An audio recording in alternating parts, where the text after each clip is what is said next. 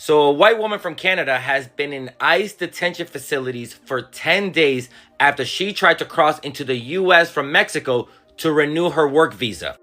This is Jasmine Mooney, an entrepreneur and an actress who has been in an American Pie movie. Now, Jasmine had been working in Los Angeles under what is known as a TN visa. Well, apparently her visa was revoked after she went to Canada for a visit in November. She thought she could renew her visa by going to Mexico and coming back in through a port of entry. Now, this is something that people who are on TN visas are allowed to do. Leave and come right back so they can renew their paperwork a lot faster.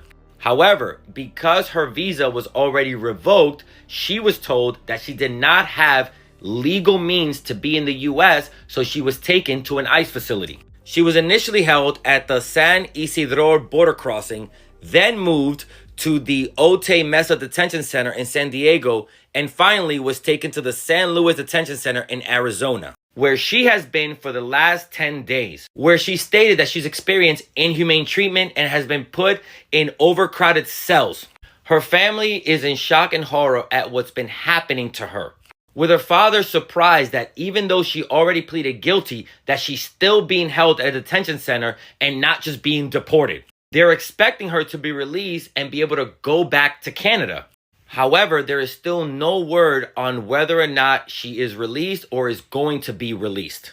There's a lot of frustrating things about this case, but one of the most frustrating things for me is that most white people do not care about how horrible the U.S. immigration system is, especially under Trump, until it directly affects them. We have been telling people that there is no due process, that it's inhumane treatment, that they're keeping people in detention centers indefinitely, even though they're begging to just be sent home. And nothing is being done. But as soon as a white person is caught up in the immigration system and experiences what we've been telling them, all of a sudden other governments are concerned and upset, not about the way we're being treated, but at the way their white citizen is being treated. I hope Jasmine gets home safely, and I want this to be a reminder that this immigration system in the U.S. under Trump is coming after everyone. And you should not consider yourself safe just because of the color of your skin. And remember, to keep up with news stories like these, sign up for my newsletter, check out my podcast or one of my other social media sites, link in bio.